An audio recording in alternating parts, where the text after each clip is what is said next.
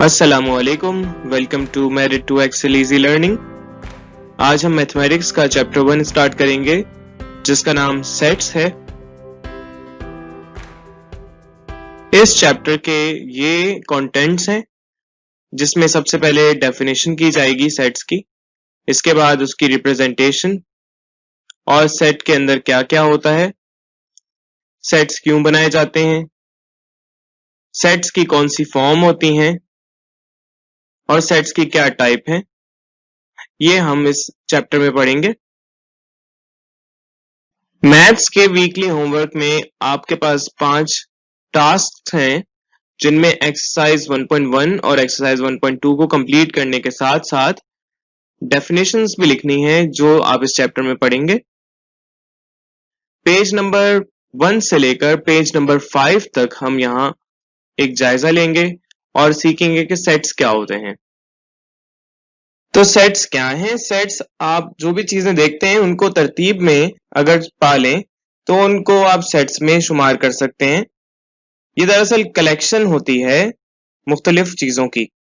जैसे कि अगर आप बाहर निकलें तो आप बाग में देख सकते हैं कि बहुत सारे फूल मौजूद हैं और वो बहुत ही मुख्तलिफ किस्म के फूल हैं। उनमें गुलाब भी है, उनमें चमेली भी है और उसमें ट्यूलिप भी है। तो ये जितने भी फूल आपको दिख रहे हैं वो एक कलेक्शन बना रहे हैं, उसको कलेक्शन कह सकते हैं ऑफ फ्लावर्स। तो ये जो कलेक्शन है, ये जो ग्रुप है, इसको हम सेट्स कहते हैं। इसके अलावा जंगली जानवर होते हैं, उनके कलेक्शंस, उनके नाम आप लिख लें तो वो भी सेट्स कहलाएंगे, a set of wild animals. परिंदे अगर आप देखें तो परिंदे आसमान में मुख्तलिफ किस्म के उड़ते हैं, उनके अगर आप नाम लिख लें तो वो अ सेट ऑफ बर्ड्स कहलाएंगे। तो सेट हम कहते हैं कलेक्शन को, लेकिन ये कलेक्शन वाज़े होनी चाहिए, जिसको वेल डिफाइंड कहा जाता है, डिस्टिंक्ट होनी चाहिए, मुख्तलिफ होनी चाहिए, डिफरेंट होनी चाहिए और इनका कोई ना कोई मतलब बन रहा हो।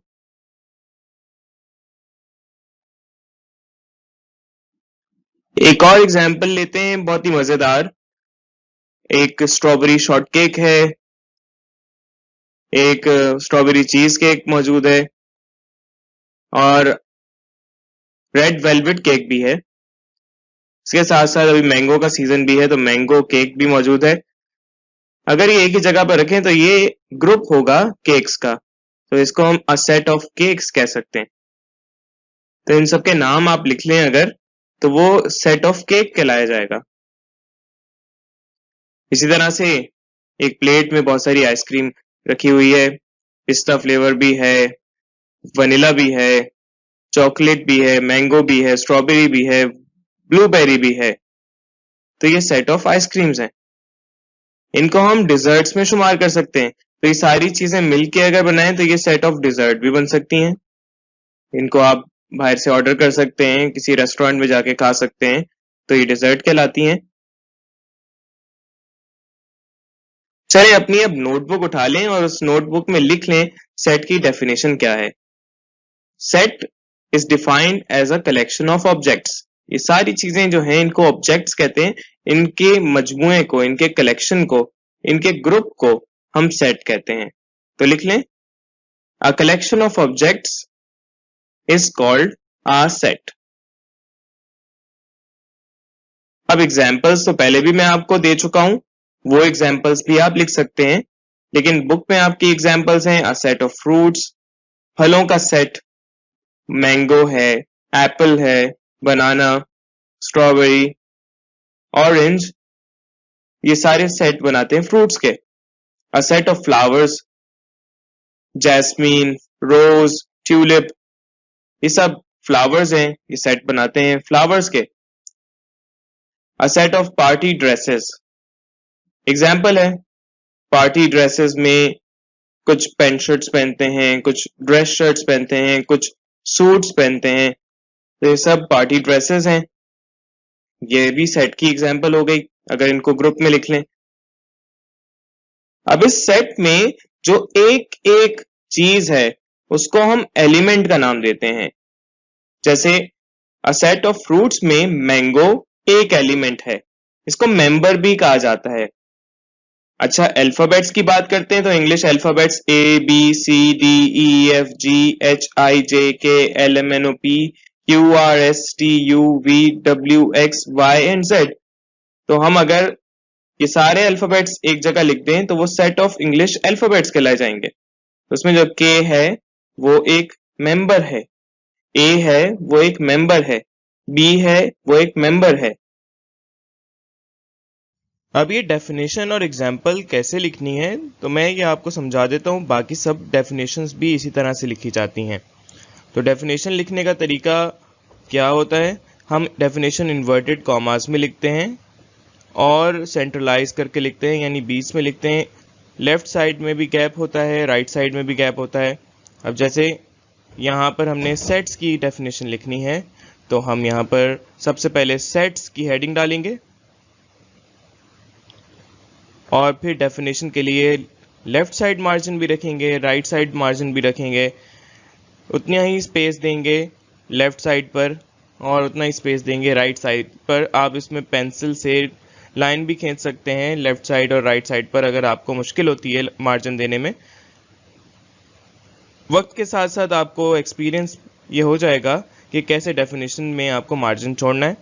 अब जैसे यहाँ डेफिनेशन लिखेंगे सेट्स की, अ कलेक्शन ऑफ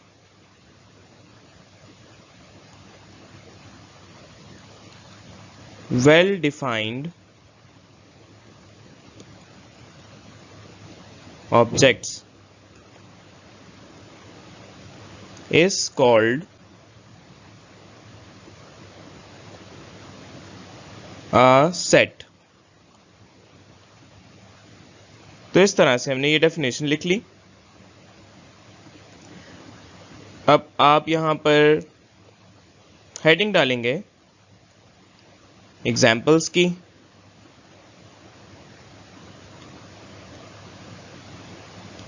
सबसे पहले हमने एग्जाम्पल ली थी अ सेट ऑफ केक्स, और इसमें केक्स में हमने स्ट्रॉबेरी केक देखा था।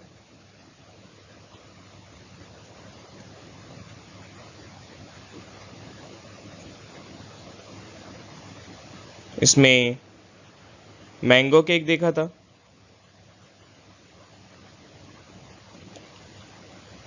और रेड वेलवेट केक देखा था।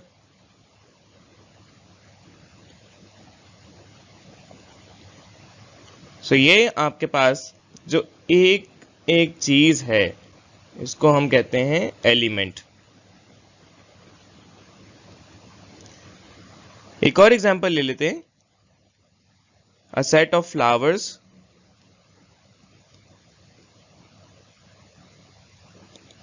तो सेट ऑफ फ्लावर्स में रोज,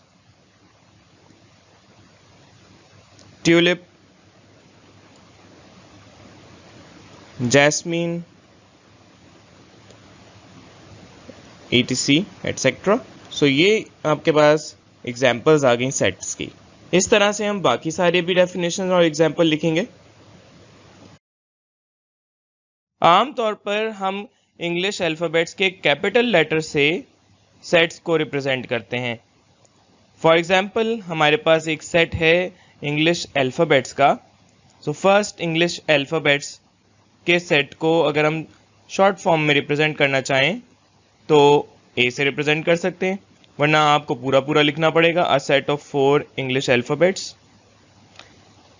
तो इस सेट में हम एक कर्ली ब्रैकेट यूज करते हैं स्टार्ट करने के लिए और एंड करने के लिए। इस कर्ली ब्रैकेट के बीच में हम उसके मेंबर्स लिखते हैं। अब फॉर एग्जांपल हम यहाँ पर अ सेट ऑफ 4 इंग्लिश अल्फ़ाबेट्स लिखना चाहते हैं, तो पहले 4 इंग्लिश अल्फ़ाबेट्स कौन से हैं, ए, बी, सी, डी। तो ये हमारे पास एक सेट बन गया फर्स्ट 4 इंग्लिश अल्फ़ाबेट्स का। अब हम यहाँ पर कुछ साइन इस्तेमाल करते हैं ताल्लुक बताने के लिए। बिलोंग्स टू का साइन होता है और इस बिलोंग्स टू के साइन को इस तरह से बनाया जाता है। अब यहाँ पर हमारे पास हर एक मेंबर के बारे में बताया जा सकता है कि ये उस सेट से ताल्लुक रखता है। फॉर एग्जाम्पल ए की बात करें तो A belongs to set A. Capital letter इस्तेमाल किया गया है, ये सेट को रिप्रेजेंट करता है, और ये जो इससे पहले है ये इसके एलिमेंट को रिप्रेजेंट करता है। इसी तरह से हम कह सकते हैं कि B belongs to A। B भी यहां पर A में ही है, C भी यहां पर A में है, D भी यहां पर सेट A में है, लेकिन क्या F इसमें है? दिख रहा है आपके पास? अगर नहीं दिख रहा तो ये बिलोंग नहीं करता, और इसका सिंबल इस तरह से बनाया जाता है। तो यहाँ पर अगर नॉट बिलोंग्स टू या not a member of set लिखा जाए तो इस तरह से हम रिप्रेजेंट करेंगे। आपने सेट की अब रिप्रेजेंटेशन समझ ली, और इसमें हमने ये देखा कि शॉर्ट फॉर्म में कैसे नाम रखते हैं सेट का। हम इंग्लिश लेटर के अलावा भी कोई भी लैंग्वेज के लेटर्स इस्तेमाल कर सकते हैं, कोई भी सिंबल यूज कर सकते हैं शॉर्ट फॉर्म में। यहाँ पर ये बस वाजे हो कि सिर्फ एक ही हम लेटर इस्तेमाल करते हैं, लेकिन जो मेंबर्स हैं वो भी डिफरेंट हो सकते हैं। ज़रूरी नहीं कि सिर्फ ABCD हो, नंबर्स भी हो सकते हैं 1 2 3 4, कोई भी। इसके अलावा नाम भी हो सकते हैं, कुछ भी लिखा जा सकता है। अब यहाँ पर आपको पता है कि कर्ली ब्रैकेट्स यूज किए जाते हैं इस सेट को बंद करने के लिए। शुरू में हम एक कर्ली ब्रैकेट लगा देते हैं, आखिर में कर्ली ब्रैकेट लगा देते हैं, और उसके बीच में हम एलिमेंट्स लिखते हैं। एलिमेंट्स का मतलब उसके मेंबर्स, ये दोनों का मतलब एक ही है। तो यहाँ पर 3 6 91 कॉमा से इसको अलग किया जाता है, और इसके बाद जो डॉट डॉट डॉट लगाया जाता है इसका मतलब है एटसेट्रा। इससे आगे भी और ज़्यादा चीज़ें हैं, इससे आगे उसी तरह से वैल्यूज बढ़ती चली जा रही हैं। तो यहाँ पर हम सेट लिख सकते हैं। अब जैसे ये पहला सेट है, इसके अंदर लिखा हुआ है द फर्स्ट 5 ऑड नंबर्स। आपको नंबर्स के बारे में अगर पता हो तो ऑड नंबर्स क्या होते हैं? ऑड नंबर्स हमारे पास वो नंबर्स होते हैं जो 2 से डिवाइड नहीं होते, यानी 2 के अलावा डिवाइड होने वाले 1 3 5 7 9 11, और ये चलती जाती हैं, वैल्यूज़ ख़त्म नहीं होती क्योंकि बहुत ज़्यादा नंबर्स होते हैं। अब यहाँ पर हमें अगर बताया गया है द फर्स्ट 5 ऑड नंबर्स, तो ये पहला, दूसरा, तीसरा, चौथा, पांचवा, यहाँ तक अगर हम ले लें तो ये हमारे पास सेट बन गया A। इसी के नीचे आप देख सकते हैं कि B सेट 2 4 6 8 10, तो ये आपको पता है 2 से डिवाइड होने वाले नंबर हैं, और 2 से डिवाइड होने वाले नंबर्स को हम कहते हैं इवन नंबर्स। और इवन नंबर्स यहाँ पर 1 2 3 4 5 फर्स्ट 5 इवन नंबर्स हैं। So this is the set of first 5 even numbers. C है the players in a cricket team. चले यहाँ पर players in a cricket team, आपको पता है वैसे तो नंबर्स कितने होते हैं, 11 प्लेयर्स होते हैं, लेकिन इसमें कुछ वाज़े नहीं बताया। तो हमें पता है कि उन प्लेयर्स के अगर नाम पता चल जाए तो हम उसका सेट बना सकते हैं। यहाँ पर सेट D दिया हुआ है, इसमें नाम लिखे हुए हैं 3 लड़कियों के, रिदा, हिना, आयशा। तो ये अ set of 3 girls in a class. तो ये सेट्स हैं जिसमें हम ग्रुप बता देते हैं कि ये ग्रुप है। अच्छा, सेट्स को 2 फॉर्म में लिखा जाता है। एक तो आप वर्ड की फॉर्म में लिख दें, वर्ड्स बस एक्सप्लेन कर रहे हैं, यानी हमने यहाँ पर अगर एक एग्जांपल लेनी है the months in a year, तो हमने अल्फाज की मदद से बयान कर दिया कि साल में महीने, तो कितने महीने होते हैं? 12 महीने होते हैं। तो ये जो हमने बयान किया है इसको हम कहते हैं डिस्क्रिप्टिव फॉर्म, क्योंकि डिस्क्रिप्टिव का मतलब टू डिस्क्राइब। इसकी दूसरी सेट की फॉर्म है, सेट की पहली फॉर्म तो है डिस्क्रिप्टिव, और दूसरी फॉर्म है टैब्यूलर। टेबुलर को रोस्टर फॉर्म भी कहते हैं, और इसमें हम एक एक एलिमेंट को बताते हैं। तो टेबुलर फॉर्म में एलिमेंट्स वाज़े होते हैं और इसमें सारे एलिमेंट्स लिखे जाते हैं। अब जैसे सेट ए है the months in a year, तो एक साल में कितने महीने? जनवरी, फरवरी, मार्च, अप्रैल, मई, जून, जुलाई, अगस्त, सितंबर, अक्टूबर, नवंबर, दिसंबर। तो ये सारे नाम लिख दिए इस सेट में, तो हमें पता चल गया कि ये पूरे साल में जो महीने हैं उनका सेट है। और कितने इसके एलिमेंट्स हो गए? 1, 2, 3, 4, 5, 6, 7, 8, 9, 10, 11, 12। सो 12 एलिमेंट्स हो गए इस सेट के। चलें डिस्क्रिप्टिव फॉर्म और उसकी टेबुलर फॉर्म दोनों फॉर्म्स को लिख के देखते हैं। डिस्क्रिप्टिव फॉर्म में डिस्क्राइब किया जाता है सेट को, और टेबुलर फॉर्म में हम उसके हर एक एलिमेंट को लिखते हैं। जैसे a set of whole numbers less than 6। तो set of whole numbers less than 6 यहां पर लिखा है। होल नंबर्स पता है आपको, होल नंबर्स का सेट होता है 0, 1, 2, 3, 4, 5, 6, 7 चलता जाता है, तो ख़त्म नहीं होता, इसलिए हम डॉट डॉट डॉट 3 डॉट लगा देते हैं।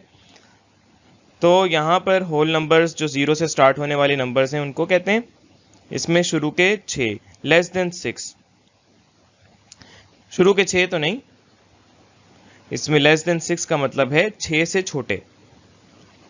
तो 6 से छोटे सिर्फ ये हैं, 6 नहीं इसमें शामिल होगा। तो 0, 1, 2, 3, 4, 5 अगर हम इसको लिखना चाहें सेट टेबुलर फॉर्म में, तो यहां पर 0, 1, 2, 3, 4, 5 ये इसकी टेबुलर फॉर्म है। इसी तरह से अ set of 5 insects, a set of 5 insects में कोई भी 5 इंसेक्ट्स के नाम लिखते हैं। एंट, स्पाइडर, बी, बटरफ्लाई, मॉस्किटो, इसके अलावा कॉकरोच भी हो सकता है, इसके अलावा बीटल भी है। सो कोई भी लिख सकते हैं, यहाँ पर आपकी चॉइस है। तो हमने यहाँ पर देखें सेट इंसेक्ट्स का बनाया है, तो इससे आई से रिप्रेजेंट कर दिया, तो कोई भी रिप्रेजेंटेशन हो सकती है इसकी, लेकिन यहाँ पर कैपिटल लेटर्स में होना चाहिए। इसके अलावा सेट ऑफ जूसी फ्रूट्स, जो जूस बनाने वाले फ्रूट्स हैं, तो फ्रूट्स को एफ से रिप्रेजेंट कर दिया। तो किसी भी सेट को रिप्रेजेंट करने के लिए ज़रूरी नहीं है कि सिर्फ कैपिटल ए से, कैपिटल बी से, कैपिटल सी से, शुरू के ही लेटर से रिप्रेजेंट करें। अब जूसी फ्रूट्स में ऑरेंज जूस बनाते हैं, पाइनएप्पल है, वाटरमेलन है जो जूस ज़्यादा होता है उसके अंदर, मैंगो है। So these are the sets of juicy fruits. अगर लिखेंगे a set of juicy fruits, तो ये इसकी डिस्क्रिप्टिव फॉर्म होगी, जिसमें आपके पास एलिमेंट्स के बारे में लिखा नहीं होता, लेकिन एलिमेंट्स सही तरह से लिखे होते हैं टेबुलर फॉर्म में। अब हम सेट्स के बारे में जान चुके हैं, सेट्स की कौन सी फॉर्म्स होती हैं। डिस्क्रिप्टिव फॉर्म हमें पता है, जो कि इसमें कोई एलिमेंट्स लिखे नहीं जाते, सिर्फ हम यहाँ पर डिस्क्राइब कर देते हैं उस सेट को, उस सेट के बारे में बता देते हैं इन वर्ड्स। सेट्स में हम टेबुलर फॉर्म बना सकते हैं और उसमें एक एक एलिमेंट लिख सकते हैं। अब जैसे यहाँ पर पहला सवाल है एक्सरसाइज 1.1 का, जो कि आपके पेज नंबर 2 पर है, मौजूद है। बुक आप अपने सामने रखें, नोटबुक अपने सामने रखें, और इस एक्सरसाइज में आपने सिर्फ लिखना है कि ये वेल डिफाइंड हैं या वेल डिफाइंड नहीं है।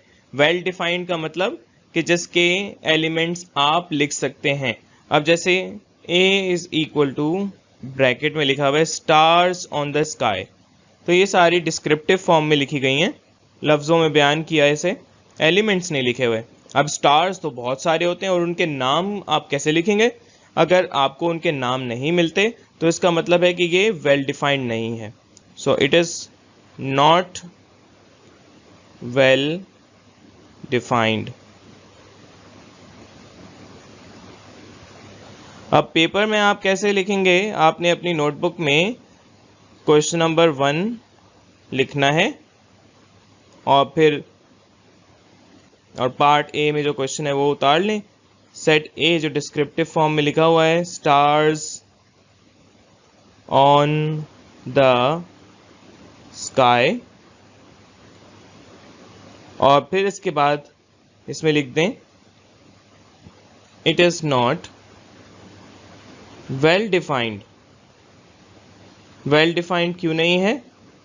क्योंकि आप इसके नाम नहीं लिख सकते। सेकंड पार्ट करेंगे जिसमें B is the set of black colour dresses in the wardrobe. तो आपके पास ब्लैक कलर की ड्रेसेस मौजूद हैं वार्डरोब में, आप गिन के उनके नाम भी लिख सकते हैं और आप बता सकते हैं कि ये ब्लैक ड्रेस कौन सी है। तो ये आपके पास वेल डिफाइंड है। C is the set of happy people in the city.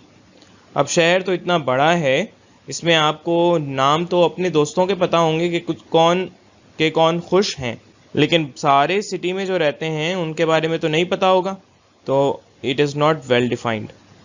D story books published in year 2000। तो जो स्टोरी बुक्स 2000 साल में पब्लिश हुई हैं ये वेल डिफाइंड है या वेल डिफाइंड नहीं है? इसको वेल डिफाइंड कह सकते हैं क्योंकि ये 2000 साल में जो एक साल में स्टोरी बुक्स पब्लिश की गई हैं, शाया की गई हैं, उनके आप नाम लिख सकते हैं, लिस्ट बना सकते हैं, तो ये भी वेल डिफाइंड हो सकता है। E is the number of cars passing from 6 PM to 7 PM। तो शहर है, उसमें बहुत सारी गाड़ियां हैं, कितनी गाड़ियां उसमें 6 बजे से लेकर 7 बजे तक गुजर रही हैं, ये भी पता लगाना कुछ मुश्किल है, तो ये भी वेल डिफाइंड नहीं है। हमने यहाँ पर सेट्स में जो रिप्रेजेंटेशन सीखी थी तो उसमें ताल्लुक भी बताने का सीखा था। किसी एलिमेंट को हम सेट से जोड़ सकते हैं तो हम यहाँ पर बिलोंग्स टू का निशान इस्तेमाल करते हैं, और अगर वो बिलोंग नहीं करता तो डज नॉट बिलोंग टू के लिए सिंबल यूज़ किया जाता है इस तरह का। अब यहाँ पर एक्सरसाइज है क्वेश्चन नंबर 2 में, और सेट बताया हुआ है, तो सेट में क्या ये एलिमेंट मौजूद है ये देखना है। तो PQRS एक सेट है, इसमें देखना है कि Q जो एलिमेंट है वो इसमें बिलोंग करता है, इससे ताल्लुक़ रखता है। तो देखें इसमें Q मौजूद है तो इसका मतलब ये बिलोंग करता है। B the set of natural numbers greater than 10। तो set of natural number greater than 10 कौन से होते हैं? 10 से बड़े। तो 10 से बड़ा 11 है, 12 है, 13 है, 14 है, नेचुरल नंबर्स इनको कहते हैं, 15, 16, और ये चलता जाता है। कहाँ तक जाता है ये हमें नहीं पता, बहुत ज़्यादा इसके नंबर्स लिखे जा सकते हैं। तो यहाँ पर कहा गया है कि ये एलिमेंट 9 क्या इस सेट में है? इस सेट में तो सारे 11 से बड़े, 10 से बड़े 11, 12, 13, 14, 15, 16, 17, 18 और चलते चले जा रहे हैं, इससे बड़े ही हैं, तो 9 तो इसमें नहीं है, तो does not belong to this set. इसी तरह से सी 15 बिलोंग करता है इवन नंबर से या नहीं करता? तो इवन नंबर्स आपको पता है कि इवन नंबर्स होते हैं वो नंबर्स जो 2 से डिवाइड हो सकते हैं, 2 के मल्टीपल्स होते हैं, 2 के टेबल में आ सकते हैं, 2, 4, 6, 8, 10, 12, 14, 16 एंड सो ऑन। तो देखें इसमें हमारे पास 15 तो है ही नहीं, सो 15 भी does not belong to even numbers. Multiples क्या होते हैं? For example multiples of 10। Multiples of 10 का मतलब है कि 10 से मल्टीप्लाई होने वाले। अब 10 से मल्टीप्लाई होने वाले 1 ज़ा 10, 10 2 ज़ा 20, 10 3 ज़ा 30। तो ये सारे नंबर जो 10 से मल्टीप्लाई होने वाले हैं 10, 20, 30, 40 ये मल्टीपल्स हैं 10 के टेबल में आते हैं। तो ये 30 इसमें मौजूद है, so it belongs to multiples of 10। अब ये नेक्स्ट है नंबर्स डिविजिबल बाय 5। तो 5 से डिवाइड होने वाले 45 5 से डिवाइड हो जाता है, देखते हैं 5 के टेबल में। सो हमें पता है 5 9s आर 45। सो 45 को अगर 5 से डिवाइड करें तो हमारे पास 9 आता है, so it belongs two numbers divisible by 5। ये सारी चीज़ें आपने नोट ज़रूर करनी है। इसमें डेफिनेशन, एग्जाम्पल्स और इसके साथ एक्सरसाइज के जो सवाल हैं वो आपकी नोटबुक में लाजमी होने चाहिए। एग्जाम्पल्स कम से कम 3 ज़रूरी होती हैं। चलें, अब हमने डिस्क्रिप्टिव फॉर्म तो समझी है, टेबुलर फॉर्म बना सकते हैं उससे। तो हम इस डिस्क्रिप्टिव फॉर्म को टेबुलर फॉर्म में कन्वर्ट करेंगे। तो कैसे करेंगे? पहला सवाल है क्वेश्चन नंबर 3 का पहला part, L is equal to prime numbers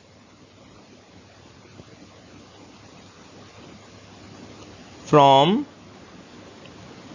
10 to 20। So prime numbers क्या होते हैं? प्राइम नंबर्स वो नंबर्स होते हैं जो किसी नंबर से डिवाइड नहीं होते। जैसे 2 है, अच्छा अपने नंबर से डिवाइड हो सकते हैं लेकिन किसी और नंबर से डिवाइड नहीं हो सकते। 3 है, अपने नंबर से डिवाइड होते हैं। 4 अपने नंबर से तो डिवाइड होता है लेकिन 2 से भी डिवाइड होता है, तो इसलिए हम उसको प्राइम नंबर नहीं कहते।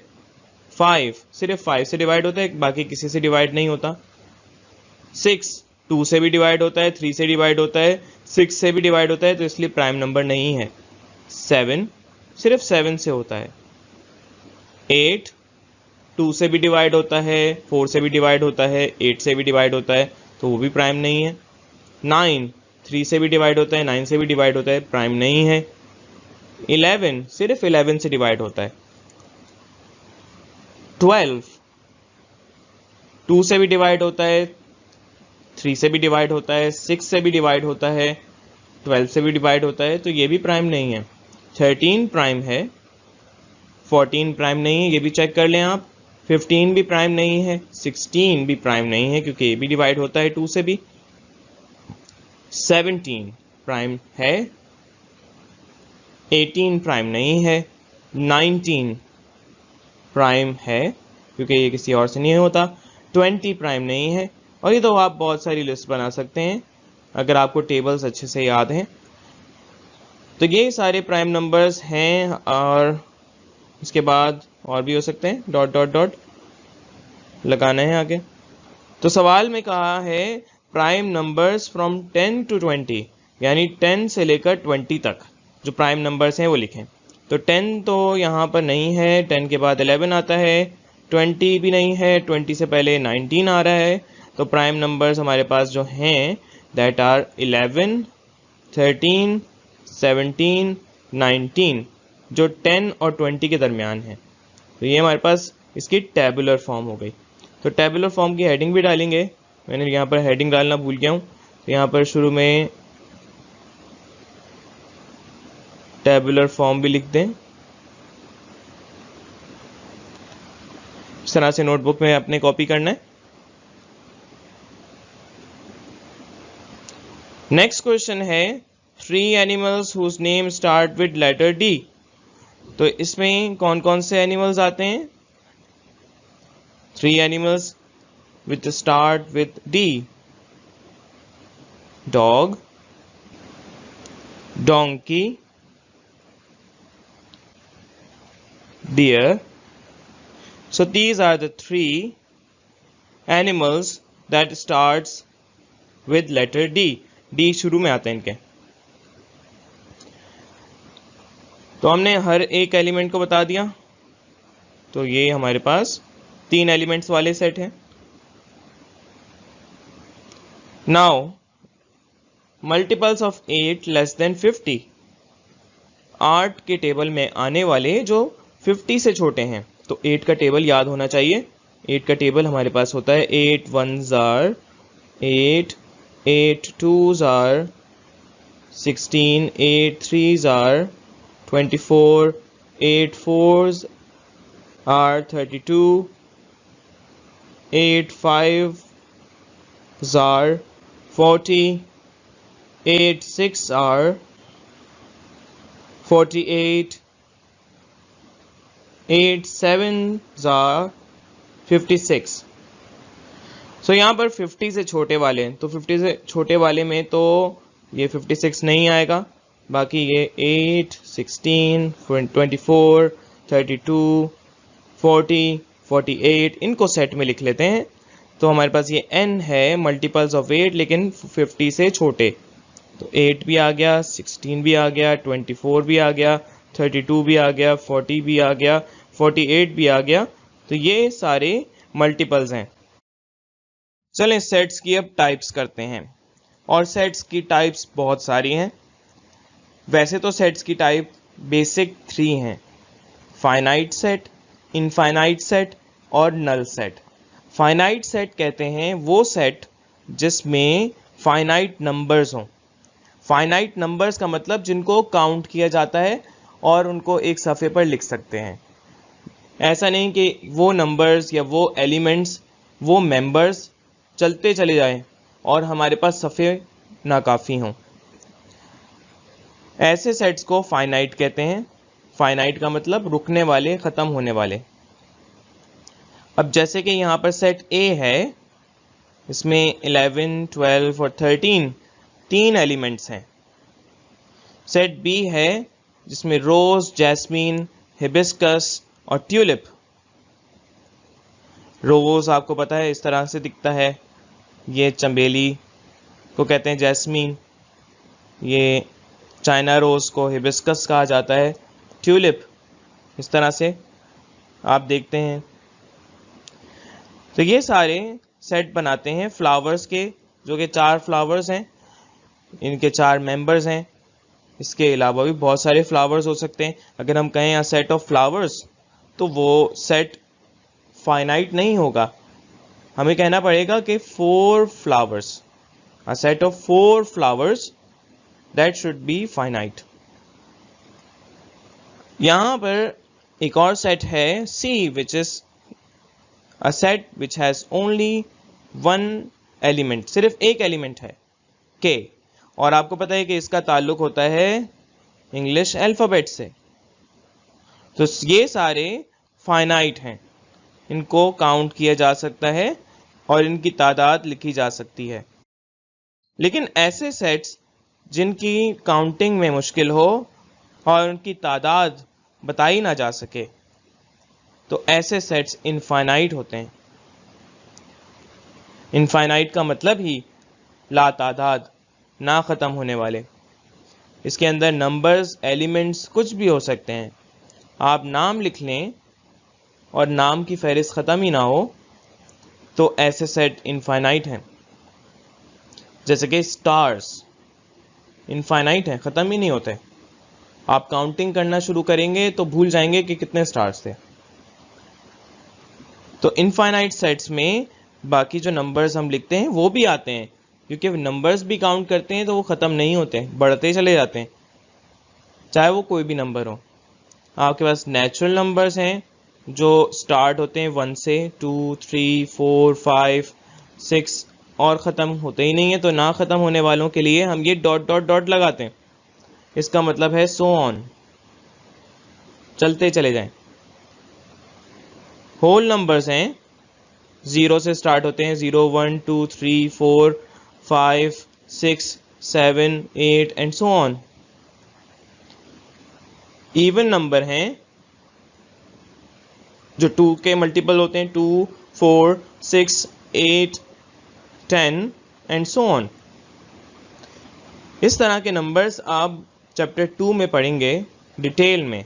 तो अभी तो आपको सिर्फ ये पता होना चाहिए ये नेचुरल नंबर हैं, ये होल नंबर हैं, ये इवन नंबर हैं और ये ऑड नंबर हैं।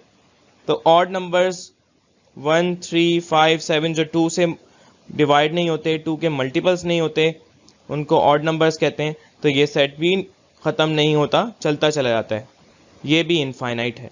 मैंने आपको स्टार्स के बारे में बताया, तो ये भी इनफाइनाइट सेट बनाते हैं।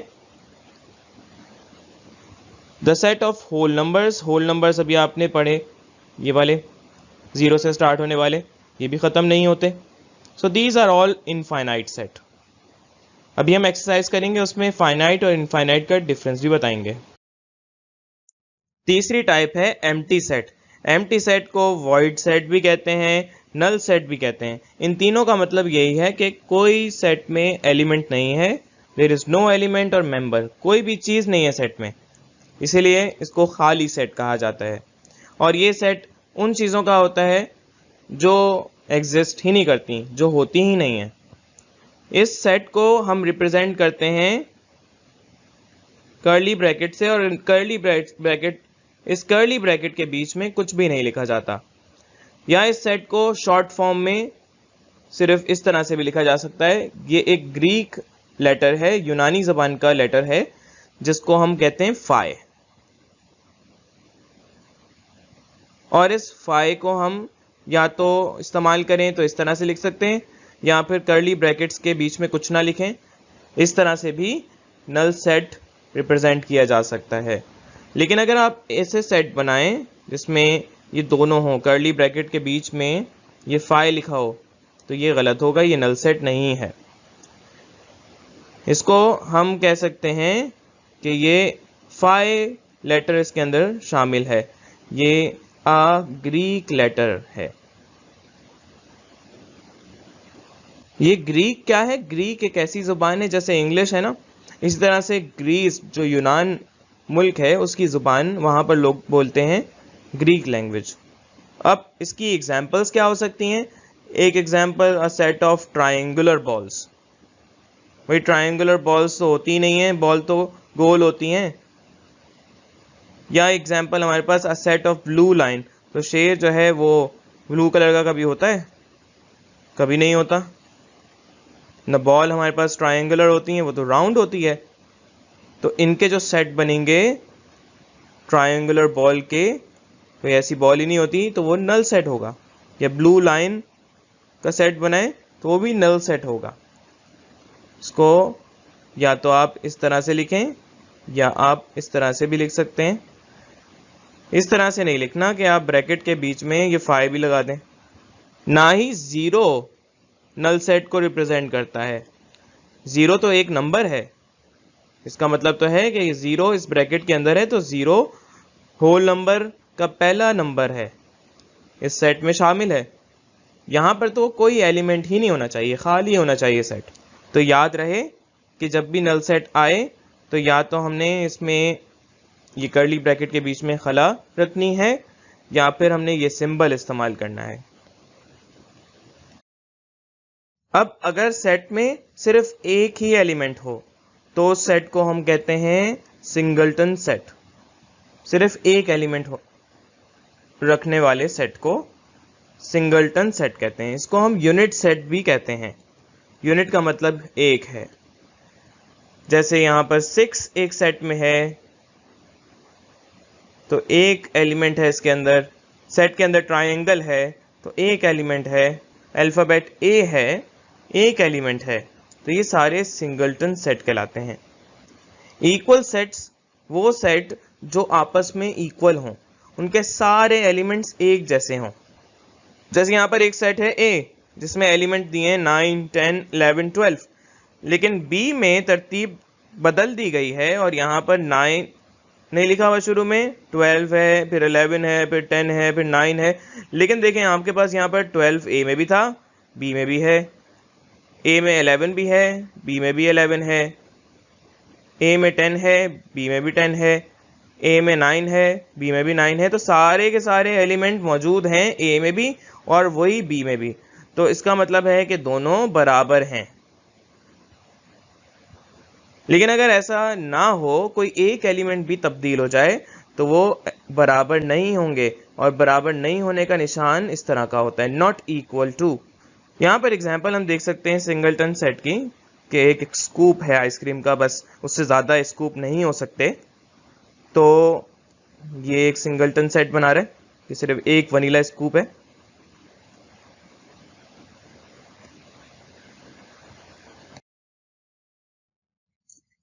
इक्वल सेट की तरह एक सेट होता है जिसको कहते हैं equivalent set. Equivalent set equal नहीं होते। इक्विवेलेंट का मतलब होता है कि उसके अंदर जो चीजें हैं उनकी तादाद बराबर है। जरूरी नहीं है कि वो चीजें एक जैसी हैं। जैसे कि ये एक सेट लिखे हैं, एक सेट ए है जो कि ए बी सी है, इनकी तादाद कितनी है? ए बी सी 3 है। और बी सेट है जिनकी तादाद ए बी सी नहीं लिखी है, 1 2 3 लिखा है, तो तादाद यहाँ पर भी 3 है।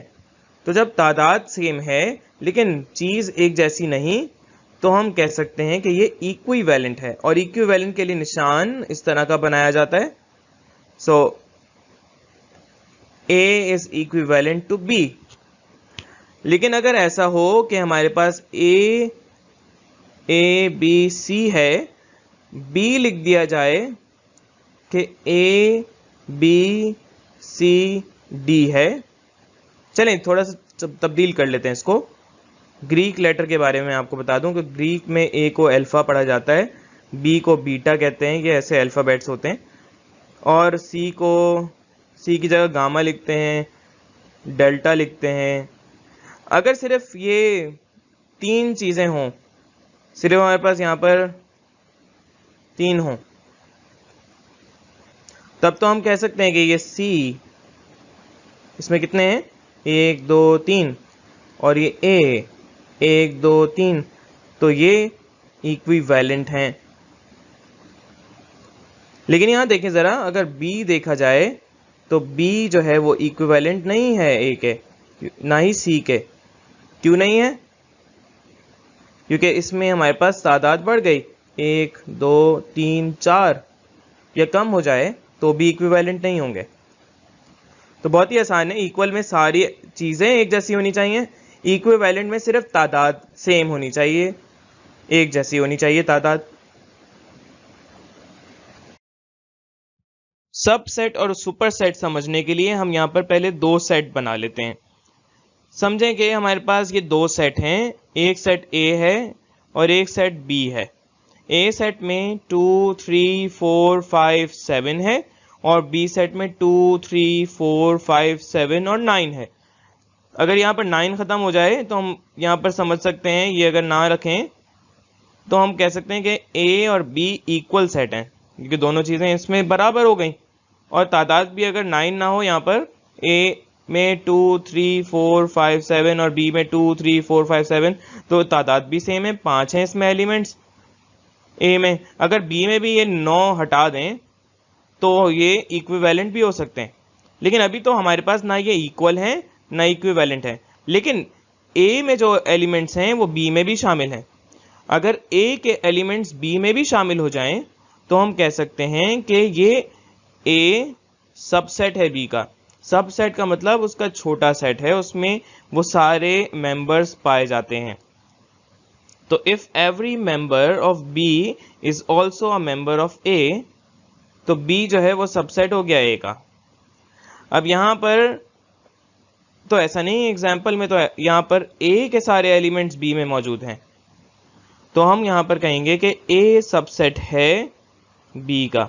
यहाँ पर सबसेट के लिए इस तरह का निशान बनाया जाता है। इस निशान का मतलब है इज अ सबसेट ऑफ।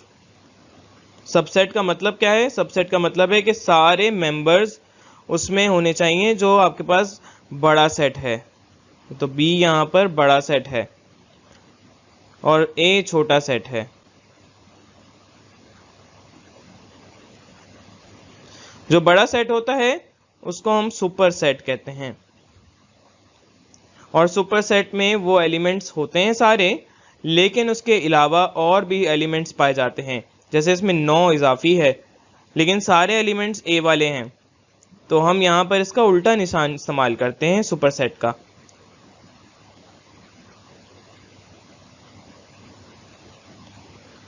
तो उल्टा निशान जो इस्तेमाल किया जाता है, तो ये 20 उस जगह आ जाएगा, क्योंकि बड़ा सेट यहाँ पर क्या है?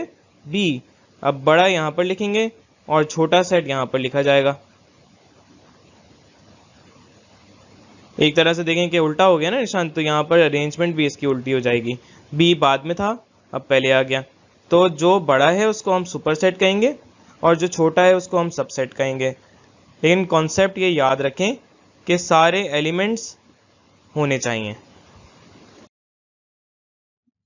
आपने एग्जाम्पल देखी थी ये केक्स की और आइसक्रीम्स की। हमने कहा था कि ये जो केक्स और आइसक्रीम है इन दोनों को अगर हम एक साथ रख लें तो ये डिज़र्ट्स कहलाई जाएंगी, इनको हम डिज़र्ट्स कहते हैं।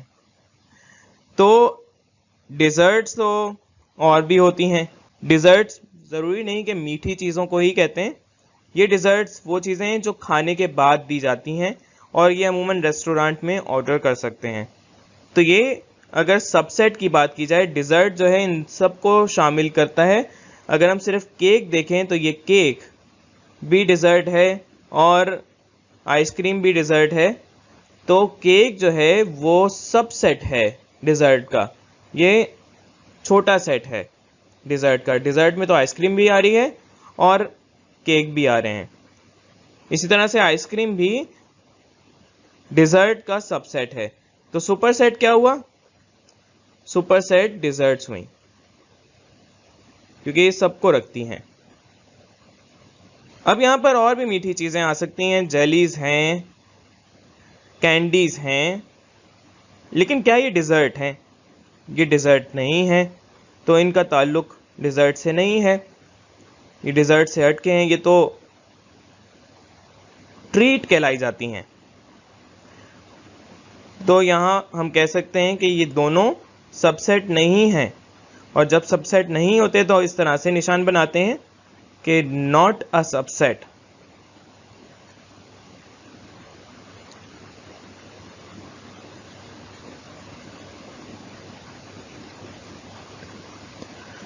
तो ये ना कैंडी है ना जेली है सबसेट डिज़र्ट की।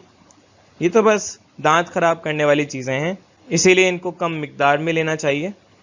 बाकी डिज़र्ट आप ले सकते हैं ज़्यादा मिकदार में, लेकिन उसको भी इतना ज़्यादा नहीं लेना चाहिए, उसको भी लिमिटेड क्वांटिटी में ही लेना चाहिए। अब सबसेट्स की भी टाइप्स हैं। सबसेट की दो टाइप्स होती हैं, प्रॉपर सबसेट और इम्प्रॉपर सबसेट। प्रॉपर सबसेट के बारे में आप लिखना चाहें तो प्रॉपर सबसेट वो सेट होते हैं जो किसी सेट में सारे एलिमेंट्स रखते हैं और उसमें एक दो कोई एलिमेंट कम हो। जैसे हमने पिछली एग्जांपल ली थी जिसमें 9 कम था, तो हमने कहा कि ये सबसेट है। प्रॉपर सबसेट में ज़रूरी है कि वो सेट में एक एलिमेंट कम हो या उससे ज़्यादा भी कम हो सकते हैं। लेकिन इम्प्रॉपर सबसेट वो सबसेट होते हैं। जैसा कि हमारे पास यहाँ पर अगर एक सेट है A जिसमें I, J, K, L है, और एक और सेट है B, वो भी अगर I, J, K, L रखा जाए तो दोनों बराबर हो गए, एक जैसे हैं, इक्वल सेट हो गए। इसमें नंबर भी तलाश करें कि कितने सेट्स में एलिमेंट हैं, तो 1 2 3 4, तो ये हमारे पास 4 हैं, तो ये इक्विवेलेंट सेट भी है क्योंकि इसके दूसरे सेट में भी 4 हैं। अगर ऐसा हो कि इक्वल सेट हो जाए, सारे के सारे मेंबर्स हों, तो हम उसको इम्प्रॉपर सबसेट कहते हैं। तो प्रॉपर सबसेट में एक कम होना चाहिए। तो प्रॉपर सबसेट जैसे कि यहाँ पर एग्जांपल दी हुई है, और A है I, J, K, L, B, इसमें एक कम हो गया, L गायब हो गया, तो हम कहते हैं कि ये सबसेट है A का। बहुत ही आसान है, जो पहले सबसेट पढ़े थे वही प्रॉपर सबसेट कहलाए जाते हैं। लेकिन हमने ये नहीं देखा था कि अगर बराबर हो जाएं तो वो भी सबसेट होगा। जी, वो भी सबसेट होता है क्योंकि उसमें भी सारे एलिमेंट्स मौजूद हैं, लेकिन इनको इम्प्रॉपर सबसेट कहते हैं, ये प्रॉपर नहीं होते। इसी तरह से एक और एग्जांपल है जिसमें 7 8 9 10 11 एक सेट में मौजूद है नंबर्स, और दूसरा सेट B है 9 10 11। यहाँ पर A बड़ा है, B छोटा है। A में 7 8 9 10 11 और B में 9 10 11 है, तो 9 10 11 ये तो मौजूद हैं सारे, इसका मतलब कि B छोटा वाला ये सबसेट हो गया। और जो ये A है इसको सुपरसेट कहा जा सकता है। तो जो सबसेट है उसको पहले लिखते हैं और बाद में ये निशान लगाते हैं। हम इस तरह का भी निशान लगा सकते हैं। तो सबसेट अगर कहें तो मैं आपको बता दूं कि सबसेट के लिए सिर्फ सबसेट हो तो हम ये निशान लगाते हैं, सिर्फ सबसेट बोलना हो। इसमें प्रॉपर भी आ जाता है, इम्प्रॉपर भी आ जाता है। लेकिन अगर प्रॉपर सबसेट कहा जाए तो हम यहाँ पर इस तरह का निशान लगाते हैं, नीचे डैश नहीं लगाते, नीचे अंडरलाइन नहीं करते।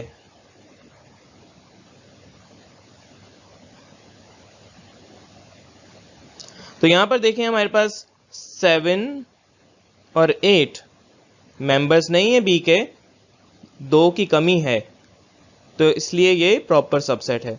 लेकिन अगर बी भी वही होता, 7 8 भी होता इसमें, तो वो इम्प्रॉपर सबसेट हो जाता। एक और एग्जांपल देखेंगे। यहाँ पर हमारे पास ए बी सी डी एक सेट है और दूसरा एफ सेट है ए बी सी डी।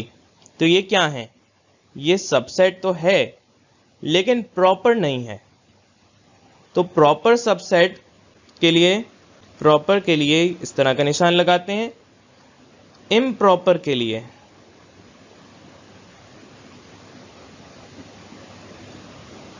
इस तरह का निशान यूज करते हैं।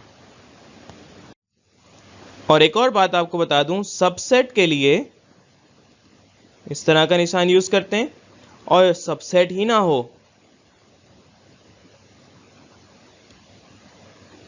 इस तरह से यूज करते हैं। तो हमने जो डिजर्ट में किया वो थोड़ा गलत हो गया। तो उसमें हम क्या इस्तेमाल करेंगे? ये वाला निशान लगाएंगे क्योंकि वो सबसेट नहीं था, और जो सबसेट है उसके लिए हम ये वाला निशान यूज करेंगे। एक और एग्जांपल करते हैं। एक सेट दिया हुआ है जिसमें ट्रायंगल्स हैं।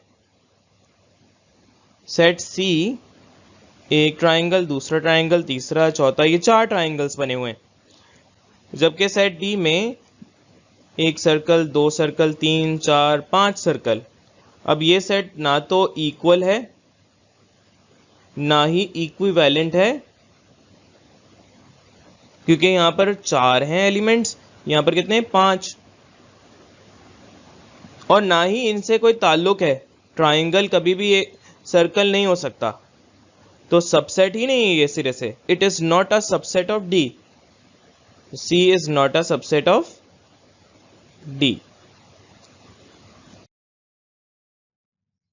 एक और एग्जाम्पल देखते हैं। बहुत सारी एग्जाम्पल्स हैं क्योंकि ये प्रॉपर और इम्प्रॉपर सबसेट, सबसेट और सुपरसेट को समझना बहुत ज़रूरी है और इसी से आगे सेट्स को सॉल्व किया जाता है। तो यहाँ एग्जाम्पल 4 में ये हमारे पास ग्रीक लेटर्स हैं और इसमें ये अल्फा है, इसको ऐसे पढ़ते हैं, ये बीटा है, ये गामा है, ये थीटा है, ये ईटा है। तो ये हमारे पास 5 ग्रीक अल्फ़ाबेट्स लिखे हुए हैं। जबकि यहाँ पर सेट एन में सिर्फ गामा और ईटा है। तो क्या रिलेशन होगा एम और एन का? अब देखें छोटा कौन सा है? एन, तो समझ लें कि ये सबसेट होगा। और बड़ा कौन सा है? ये वाला, तो समझ जाएं कि ये सुपरसेट होना चाहिए। तो n जो है सबसेट है m का, जबकि कैपिटल M बड़ा है तो ये सबसेट है n का। अब इसको कैसे लिखेंगे कि जो सबसेट है उसके लिए साइन कौन सा यूज होता है? ये वाला। और n छोटा है, m बड़ा है, तो n is a subset of m। अच्छा, सुपरसेट में भी यही निशान होता है, इस तरह से कर देते हैं। पहले हमने थोड़ा सा गलत किया और गलत को फिर सही कर रहे हैं, क्योंकि पहले चीज़ों को सीखते हैं फिर उसके बाद उसकी डिटेल में जाते हैं, उसकी गहराई में जाते हैं। तो अगर हम सुपरसेट वाला निशान यूज करेंगे तो बड़ा यहाँ पर m है, सुपरसेट है, इसको पहले लिखेंगे, और छोटा यहाँ पर n है, सबसेट है, इसको बाद में लिखा जाएगा। तो याद रहे कि सुपरसेट के लिए अब यही वाला निशान होगा, ये उल्टा है सबसेट का। एक और एग्जाम्पल है, एग्जाम्पल नंबर 5। इसमें 7, 9, 11 एक सेट X है और सेट y में 2, 5, 7, 8, 9 है।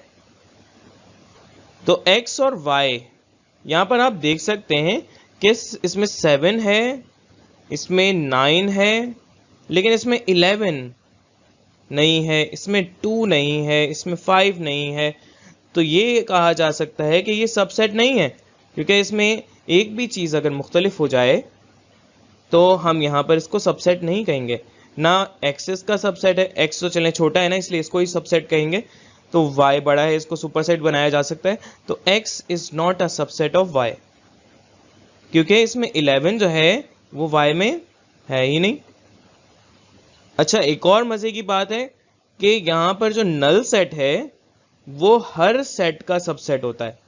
यानी अगर हम कहें कि ये जो एग्जाम्पल है 7, 9, 11, तो ये नल सेट इस सेट का सबसेट है। नल सेट हमेशा सबसेट होगा किसी भी सेट का, क्योंकि ये तो है ही खाली। तो खाली चीज़ किसी में तलाश करें तो वो तो खाली ही रहेगी ना। इसीलिए हमेशा जो नल सेट होता है वो हर सेट का सबसेट होता है। तो आपने सेट्स की टाइप्स लिखनी है और सेट की टाइप्स में हेडिंग डाल लें, types of sets.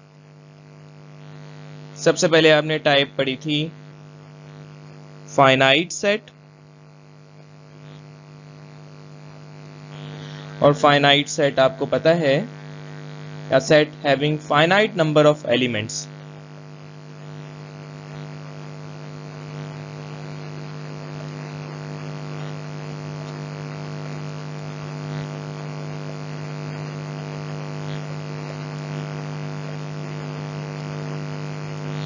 Is called finite set.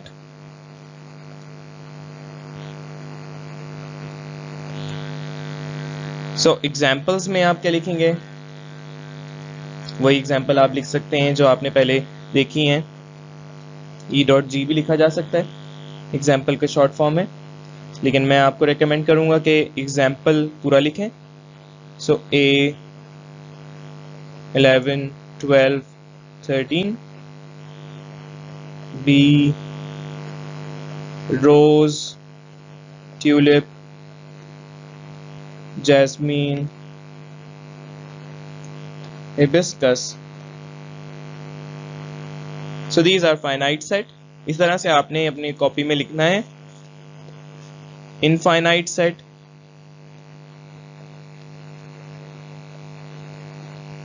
चलिए, अभी तो एग्जाम्पल्स आपका होमवर्क है, आप एग्जाम्पल्स खुद तलाश करें। मैं आपको डेफिनेशन लिखना सिखा देता हूं।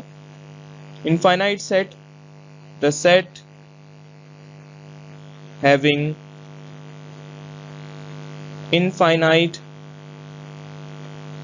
number of elements is called infinite set. चलिए, यहां पर आपने अब टाइप लिखनी है। Type number 3, empty set, the set having no element, कोई एलिमेंट नहीं होता, is called a null set or empty set. इसको void set भी कहते हैं। It is represented by, इसको रिप्रेजेंट किया जाता है, लिखा जाता है फाई की मदद से और एक खाली ब्रैकेट की मदद से, कर्ली ब्रैकेट्स के अंदर कुछ नहीं होता। एग्जाम्पल आप ये दे सकते हैं जो बुक में थी आपकी, अ सेट ऑफ ट्राइंगुलर बॉल्स और सेट ऑफ ब्लू लाइंस। तो ये एम्प्टी सेट है। सिंगलटन सेट,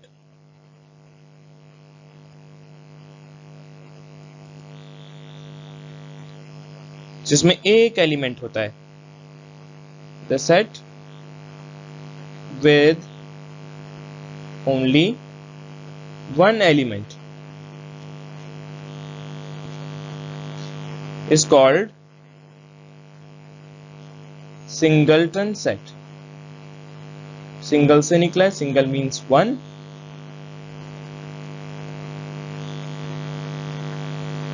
एग्जाम्पल्स आपने अब खुद करनी है, एग्जाम्पल्स लाजमी तीन तीन निकालें।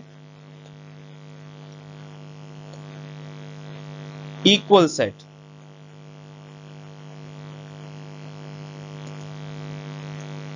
सो इक्वल सेट की डेफिनेशन थी a set having all the elements exactly the same to another set, दूसरे सेट के एलिमेंट से जो आपके पास सेट है सारे एलिमेंट्स हूबहू वैसे ही हों तो उसको इक्वल सेट कहते हैं। इस कॉल्ड इक्वल सेट। तो नीचे मेरे पास जगह नहीं है, आप लिख लीजिएगा इस कॉल्ड के बाद इक्वल सेट। अब नेक्स्ट इसमें है equivalent set. So equivalent set, a set having elements equal in number to another set is called equivalent set. Equivalent set की भी एग्जाम्पल हमने बहुत डिटेल में की है, तो ये आपने करनी है। अब सबसेट और सुपरसेट के बारे में बात करेंगे। तो सबसेट की डेफिनेशन कैसे लिखें? A set in which every element, her element is also found in another set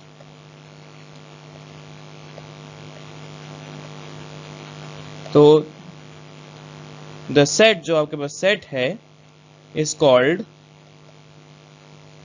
subset of that set। दूसरा जो है उस सेट का सबसेट है। सुपरसेट की डेफिनेशन हम यहाँ स्किप कर देंगे।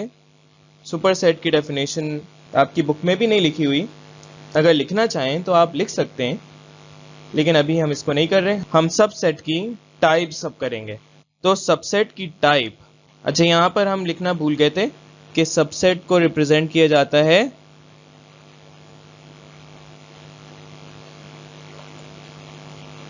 इस निशान से। सो types of subset, number 1 proper subset. So proper subset क्या है? A subset which is not equal to the superset but all elements are found in that set is called proper subset. यहाँ पर दो बातें लिखी हैं, एक तो यहाँ पर एलिमेंट सारे होने चाहिए और दूसरा वो सेट इक्वल नहीं होना चाहिए। उसमें एक कम हो जाए, दो कम हो जाए, तीन कम हो जाए, इवन एम्प्टी हो जाए तो वो प्रॉपर सबसेट हो जाएगा। दूसरी यहाँ पर इम्प्रॉपर सबसेट की डेफिनेशन लिखेंगे। So there are two types of subset, proper subset और इम्प्रॉपर सबसेट। तो improper subset, a subset which is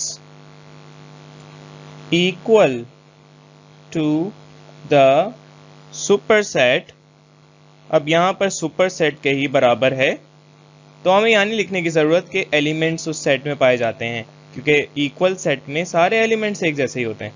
तो सिर्फ यहाँ डेफिनेशन हो जाएगी इम्प्रॉपर सबसेट की, कि a subset which is equal to the superset is also called an improper subset। और यहाँ पर तो मैं आपको रिप्रेजेंटेशन के बारे में लिखवा ही नहीं सकता, तो आप ये खुद से लिख लें। प्रॉपर सबसेट के यहाँ इस नीचे आपने रिप्रेजेंटेशन इसकी लिखनी है, it is represented by this. और इम्प्रॉपर सबसेट के लिए आपने लिखनी है it is represented by this. So exercise 1.2 start करते हैं, और एक्सरसाइज 1.2 का पहला सवाल है जिसमें हमें बताना है कि फाइनाइट सेट है या इनफाइनाइट सेट है। सिर्फ यही लिखना है कि फाइनाइट है कि इनफाइनाइट है। तो आपने सवाल जब उतारना है क्वेश्चन नंबर 1A और आगे इसका सेट लिख दें 1 2 3 4 एंड सो ऑन टू 20। अब देखें सो ऑन के बाद 20 लिखा हुआ है, इसका मतलब है कि ये चलता नहीं जा रहा, 20 तक रुक रहा है। तो अगर आप इसको खोलें तो 1 2 3 4 5 6 7 8 9 10 11 12 13 14 15 16 17 18 19 20 ये चलता तो जा रहा है, लेकिन ये खत्म तो हो रहा है एक जगह। तो जब खत्म हो रहा है तो it is a finite set.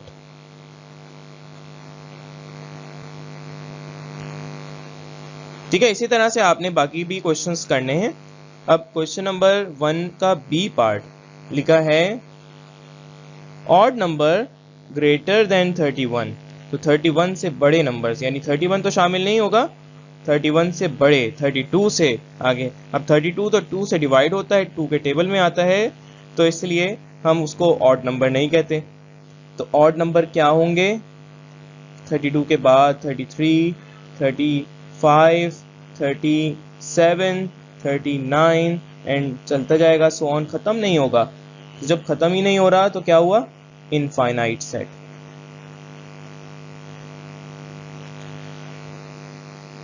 तो चलें, ये आपने इस तरह से करने क्वेश्चन। अब आपको इतना ज़्यादा एक्सप्लेन कर दिया है मैंने कि ये अब आप खुद कर सकते हैं। तो नेक्स्ट क्वेश्चन करते हैं।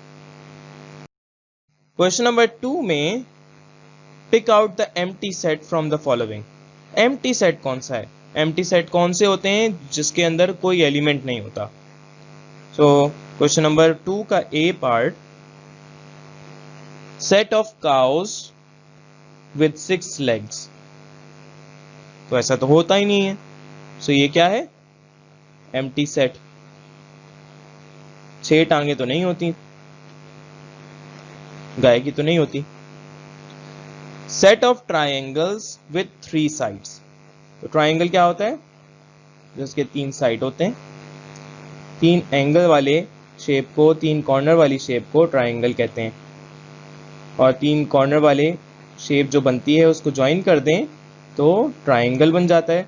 तो साइड इसकी 1 2 3 साइड्स हैं। तो अगर ऐसे ट्राइंगल बनाए जाएं जो 3 साइड वाले हैं तो ये एम्प्टी सेट तो नहीं है, not an empty set. Question number 2 का C part, set of history books. तो सेट ऑफ हिस्ट्री बुक्स भी आप लिख सकते हैं उनके नाम के, कौन कौन सी तारीख की किताबें हैं। तो किताबें कौन कौन सी हैं ये तो हम इस पर बात नहीं करेंगे, लेकिन हमें पता है कि इनके नाम लिखे जा सकते हैं। तो ये एम्प्टी सेट तो नहीं है, तो not an empty set. Question number 2 का D part, set of male doctors in the hospital. अब मेल डॉक्टर्स हॉस्पिटल में होते हैं, ये भी एम्प्टी सेट नहीं, उनके भी नाम लिख सकते हैं हम। E part, set of numbers which are positive and negative both. तो नंबर्स ऐसे होते हैं जो नेगेटिव भी हों और पॉजिटिव भी हों। तो पॉजिटिव नंबर्स वो होते हैं जिसमें माइनस का साइन नहीं आता, और नेगेटिव नंबर्स जिनमें माइनस का साइन आता है, पॉजिटिव नंबर्स में अगर कोई साइन ना हो, कोई नंबर ऐसा हो जिसमें कोई साइन ना हो तो वो पॉजिटिव शुरू में लिख दिया जाता है। तो हर नंबर जो माइनस के बगैर लिखा जाता है वो पॉजिटिव होता है। तो ये अगर सेट में बना दिए जाएं तो लिखे जा सकते हैं। तो a set of numbers which are positive and negative both, तो ये भी सेट हो सकता है, not an empty set. Set of cars having 3 wheels, तो वो सेट लिखें जिसमें गाड़ियां 3 व्हील वाली हों, 4 पहिए होते हैं गाड़ी के, तो ये भी एम्प्टी सेट होगा। तो एम्प्टी सेट कौन सा हुआ? पहला हुआ और आखिरी हुआ। सो क्वेश्चन नंबर 3 करेंगे, which of the following pair of sets are equal. इसमें हमें सेट में पेयर्स बता दिए हैं,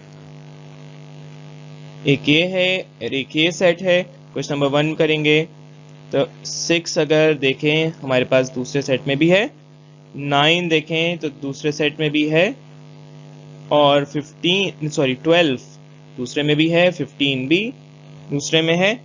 तो अगर हम कहें कि A is equal to 6, 9, 12, 15 and B is equal to 12, 9, 15, 6, तो सारे एलिमेंट्स इसमें मौजूद हैं। 12 भी है, 6 भी है, 9 भी है, 15 भी है। सो A is equal to B। Next है, एक सेट दिया हुआ है, इसको A सेट कह देते हैं, दूसरा सेट दिया हुआ है इसको B सेट कह देते हैं।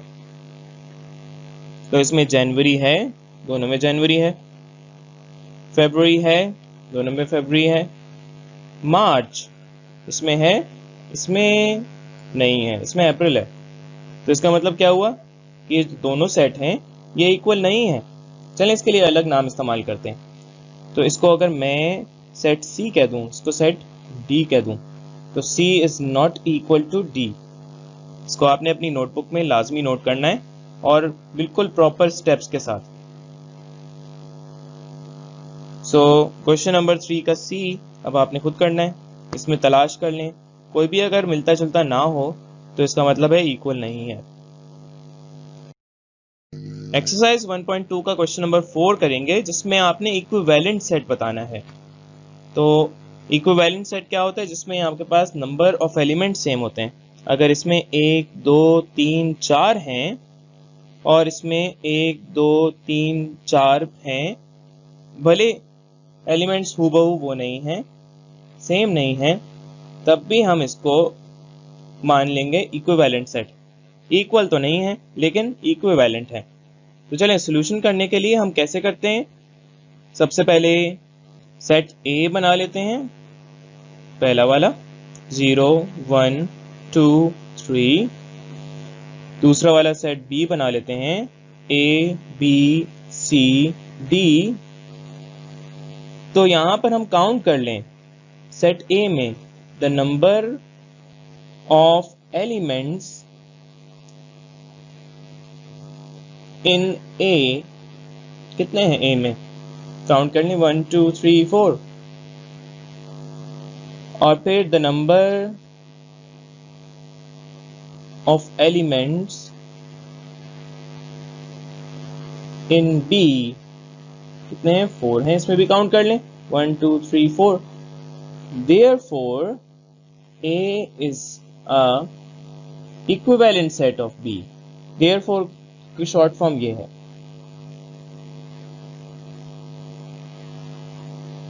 तो हमने इस तरह से कॉपी में करना है, तो बाकी क्वेश्चन भी आपने इसी स्टेप्स के साथ करने। अब क्वेश्चन नंबर B और क्वेश्चन नंबर C, इसमें आपने खुद करना है। अच्छा, C थोड़ा सा यहाँ पर डिस्क्रिप्टिव फॉर्म में है, इसको डिस्कस कर लेते हैं। तो C में कह रहे हैं number greater than 1 less than 5। तो नंबर्स 1 से बड़े 2, 3, 4 और लेस देन 5 से छोटे तो 4 तक आएगा। और ये हमारे पास दूसरा सेट है। अगर इसको हम सेट कहते हैं E और इसको सेट कहते हैं F, इसको सही से स्टेपिंग कीजिएगा, मैं तो आपको समझाने के लिए ये लिख रहा हूँ ऐसे, लेकिन आपने प्रॉपर इस तरह से स्टेपिंग करनी है। फिर उसके बाद आप काउंट करेंगे नंबर कितने हैं एलिमेंट्स, 1 2 3, और इसके भी काउंट कर लें और फिर बताएं कि ये इक्विवेलेंट हैं कि नहीं। ये याद रहे कि जब हम ग्रेटर देन कहते हैं तो ग्रेटर देन का ये निशान होता है। ग्रेटर देन कहते हैं अगर नंबर्स ग्रेटर देन 1 है तो 1 से बड़ा होना चाहिए, 1 उसमें शामिल नहीं होगा, हम 2 से स्टार्ट करेंगे। और लेस देन का निशान ये होता है, लेस देन अगर 5 लिखा है तो इसका मतलब है कि हम 5 से छोटा रखेंगे तो 4 होगा। ग्रेटर देन में उस नंबर को शामिल नहीं करेंगे जो आपके पास लिखा है, और लेस देन में वो नंबर शामिल नहीं होगा जो लिखा है, उससे छोटा होना चाहिए। क्वेश्चन नंबर 5, इसमें हमें एक सेट दिया हुआ है जिसमें डॉट डॉट डॉट लगाया है। अब ये ना समझें कि डॉट डॉट डॉट होगा तो सारे ही सेट इनफाइनाइट होंगे। अगर डॉट डॉट डॉट के बाद वो वैल्यू नजर आ रही है तो इसका मतलब ये उस वैल्यू तक खत्म हो रहे हैं और ये एक फाइनाइट सेट है। अब इस डॉट डॉट डॉट का मतलब है कि ये इसके बीच में भी वैल्यूज आ रही हैं। अब इसके बीच में वैल्यूज क्या है, 16 के बाद 17 आता है, 18 आता है, 19 आता है और 20 लिखा हुआ है। तो which one of the following are subset of X. Subset of X कह रहे हैं, यानी एक्स जो है वो सुपर सेट है, बड़ा है। Right the descriptive subsets in tabular form also. तो डिस्क्रिप्टिव फॉर्म में दिया हुआ है, टेबुलर फॉर्म में भी लिखना है, यानी सारे एलिमेंट्स लिखने हैं। अब सेट ए है, चलिए इसको हम नोटबुक में किस तरह से करेंगे। 5 solution super set x is equal to क्या है, 9 10 11 12 13, मेरे पास जगह खत्म हो रही है, नीचे लिख रहा हूँ, 14 15 16, पूरा लिखेंगे, 17 18 19 20। अब यहां पर पहला क्वेश्चन है a is equal to set of numbers between 11 and 17। तो कौन से नंबर्स होंगे 11 और 17 के दरमियान। अब जब बिटवीन लिखा जाता है ना तो 11 और 17 के बीच में लिखा जाता है, 11 भी शामिल नहीं होता, 17 भी शामिल नहीं होता। तो 11 से बड़ा 12 13 14 15 और 17 से छोटा 16, बस यहां तक लिखेंगे। ठीक है, ये नोट करने के बाद अब मेरे पास जगह खत्म है, मिटा रहा हूं। नेक्स्ट लाइन में हम यहां पर लिख सकते हैं कि A is a subset of X। वो कैसे, क्योंकि यहां देखें आपके पास A में 12 भी है, 13 भी है, 14 भी है, 15 भी है, 16 भी है। यहां पर X में 12 भी है, 13 14 15 16 17 18 19, बहुत सारे नंबर्स हैं। तो हमारे पास जो सबसेट होता है वो हमेशा छोटा होता है और उसमें सारे एलिमेंट्स होने चाहिए उस बड़े सेट के। तो ये सबसेट है और ये सुपर सेट है, तो सारे एलिमेंट्स हैं। अच्छा, मजे की बात ये, आपको तो पता है कि प्रॉपर सेट भी है, तो A is a proper set also. क्यों, क्योंकि इसमें सारे एलिमेंट्स वो नहीं है, उसमें कम है। A में सेट A में एलिमेंट्स कम हैं X से, अगर बराबर हो जाएं तो फिर वो प्रॉपर नहीं होगा। इस तरह से आप क्वेश्चन नंबर B C खुद कर सकते हैं। क्वेश्चन नंबर D ये मैं आपको समझा देता हूं। क्वेश्चन नंबर E भी आप खुद कर सकते हैं, बहुत आसान है। इसमें भी नंबर आपने लिखने हैं पहले टेबुलर फॉर्म में और फिर उसके बाद आपने इसका जायजा लेना है। तो क्वेश्चन स्टार्ट करने से पहले हमेशा सॉल्यूशन की हेडिंग डालते हैं और यहाँ पर हमारे पास सेट D है, इसमें बताया गया है वही सब कुछ लिखेंगे। पहले आप सेट बनाएंगे X का और फिर उसके बाद सेट D के बारे में लिखेंगे कि ये सेट है perfect squares of 3 4 and 5। Perfect square का मतलब क्या होता है, स्क्वायर को कहते हैं यानी उसी जैसे वैल्यूज को मल्टीप्लाई कर दें 2 दफ़ा आपस में तो वो परफेक्ट स्क्वायर होता है, और इसको मल्टीप्लाई करें 3 3s आर 9, 4 को 4 से मल्टीप्लाई कर दें तो 4 4s आर 16, 5 को 5 से मल्टीप्लाई कर दें तो 5 5s आर 25। तो हमारे पास सेट जो आएगा परफेक्ट स्क्वायर का, उसमें कौन कौन से होंगे? 9, क्योंकि 3 का परफेक्ट स्क्वायर है 9, 4 का परफेक्ट स्क्वायर है 16 और 5 का परफेक्ट स्क्वायर है 25। अब यहाँ पर हमें एक और चीज लिखने की जरूरत है। यहाँ पर हम बिलोंग्स टू भी बताएंगे। तो बिलोंग करता है हर एलिमेंट। अगर 9 बिलोंग करता है तो हम कहेंगे बिलोंग्स टू x। यहाँ पर हेयर भी लिखते हैं क्योंकि इस सेट में 9 बिलोंग करता है। किस सेट से? x से। x किसकी बात की जा रही है? इस सेट की। तो 9 इसमें मौजूद है। अब यहाँ पर 16 आता है next. It belongs to x also. कैसे? ये रहा 16। लेकिन यहाँ पर जो 25 है इसका ताल्लुक नहीं है x से, ये x में है ही नहीं। x तो 20 तक है सिर्फ, तो it doesn't belong to x। तो जब बिलोंग नहीं करेगा कोई भी एक एलिमेंट, तो हम कह सकते हैं कि जो सेट है it is not a subset of that set. यानी D जो सेट आपसे पूछा गया है ये सबसेट नहीं है।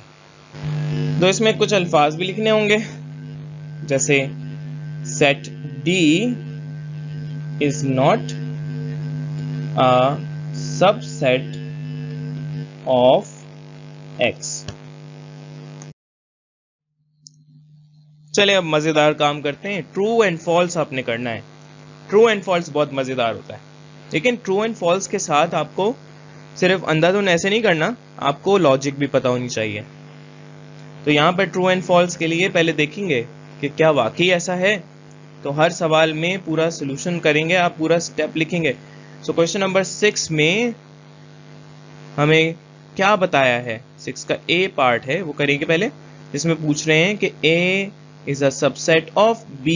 प्रॉपर नहीं है ये बस सबसेट है। इसमें प्रॉपर भी हो सकता है, इम्प्रॉपर भी हो सकता है, यानी बराबर भी हो सकते हैं और उससे कम भी हो सकते हैं, लेकिन यहाँ पर बिलोंग करना चाहिए। यहाँ पर हर एलिमेंट उसमें मौजूद होना चाहिए। तो सॉल्व करेंगे, सॉल्यूशन की हेडिंग डालेंगे और यहाँ पर सेट A है। यहाँ पर सेट A है 1 2 3 4 5 6 7 8 9 10। सेट B यहाँ पर है 8 9 10। अब C यहाँ पर लिखने की जरूरत ही नहीं है क्योंकि C तो पूछा ही नहीं है। कह रहे हैं कि ये A है सबसेट, कह रहे हैं A है सबसेट B सेट का। B सुपरसेट होना चाहिए, B बड़ा होना चाहिए, ठीक है। अच्छा, ये एरोस मैं बना रहा हूं ना, ये आपने नहीं बनाने, ये तो समझाने के लिए बनाए जाते हैं। तो यहां पर हम कहेंगे कि जो A है वो बड़ा है, इसमें ज्यादा एलिमेंट्स हैं। Set A has more elements, ज्यादा एलिमेंट्स हैं देन सेट B से ज्यादा है। तो इसका मतलब क्या हुआ कि B बड़ा है? नहीं, A बड़ा है। A बड़ा सेट है और B छोटा है, तो सबसेट तो B होना चाहिए। यहां पर सबसेट A लिखा है, तो इट इज फॉल्स।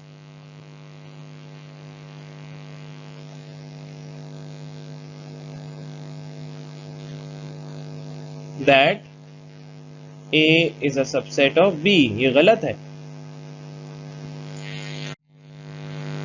तो इस तरह से आप सॉल्यूशन करेंगे। लेकिन यहाँ सवाल में आपको पहले कॉन्सेप्ट क्लियर होने चाहिए कि सबसेट है क्या। C यहाँ पर अब कहा गया है ये सबसेट है A का, तो सेट सी सबसेट है और सुपरसेट क्या है? ए। तो इसमें हम चेक करेंगे कि सी क्या है। सी है 3 4 5 और ए क्या है 1 2 3 4 5 6 7 8 9 10। तो 3 इसमें मौजूद है, 4 भी मौजूद है, 5 भी मौजूद है। तो इसका मतलब कि ये ट्रू है, दिस इज ट्रू। ठीक हो गया, ये गलत है। अब यहां पर क्वेश्चन नंबर 6 का सी पार्ट, इसमें कह रहे हैं कि 6 is a number that belongs to A. क्या ए में नंबर 6 है? बिल्कुल है। तो हम यहां पर जब लिखेंगे वर्डिंग्स में तो लिखा जाएगा 6 बिलोंग्स टू ए। तो पहले आपको सेट ए बनाना होगा और उसके बाद आप यहां पर तलाश करेंगे और लिख देंगे 6 belongs to A, therefore it is true. Next question आपके पास है जिसमें आपने इक्विवेलेंट बताना है कि ये सेट बी और सी इक्विवेलेंट हैं। तलाश कीजिए कितने नंबर हैं उसमें, बी में और सी में कितने एलिमेंट्स हैं। इसी तरह से ई में आपने इक्वल सेट के बारे में बताना है, एफ में आपने बताना है कि क्या ए इनफाइनाइट है, और जी में आपने बताना है क्या ए सुपर सेट है सी का। तो ए में वो सारे नंबर्स मौजूद हैं, सबसे पहले तो ये चेक करेंगे, और सी में वो सारे नंबर मौजूद हैं। फिर कहेंगे कि कौन सा बड़ा है, किसमें ज़्यादा वैल्यूज आ रही हैं, और फिर आप उसमें सुपर सेट उसको देख लेंगे। कि यहाँ पर उल्टा निशान है ना, तो उल्टा निशान जो होता है वो सब सेट का नहीं होता, सुपर सेट का होता है। इसी तरह से बाकी क्वेश्चंस भी हैं, बहुत इजी हैं। एक सिंबल तो यहाँ पर है जिसका मतलब है ये बिलोंग्स टू, ये तो आप देख चुके हैं। बिलोंग्स टू का मतलब होता है कि उससे ताल्लुक रखता है, उसमें वो एलिमेंट मौजूद है। ये सिंबल बताता है डज नॉट बिलोंग टू, वो एलिमेंट उसमें है ही नहीं, तो ताल्लुक ही नहीं उसका। ये सिंबल बताता है सबसेट ऑफ, और ये सिंबल बताता है सुपरसेट ऑफ।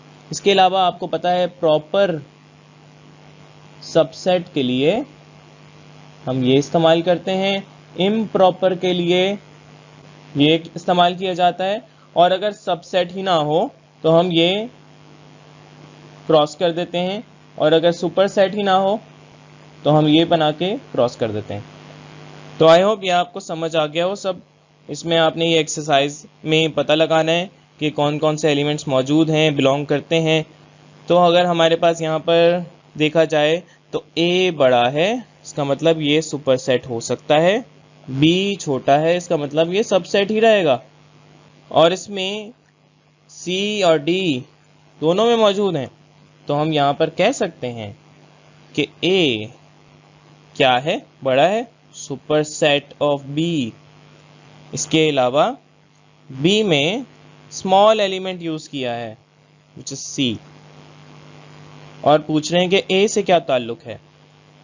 तो ए में सी है छोटा, तो ये बिलोंग्स टू का निशान लगाया जाएगा। और सी यहाँ पर बी लिखा है, और यहाँ पर कह रहे हैं कि ए से ताल्लुक बताएं।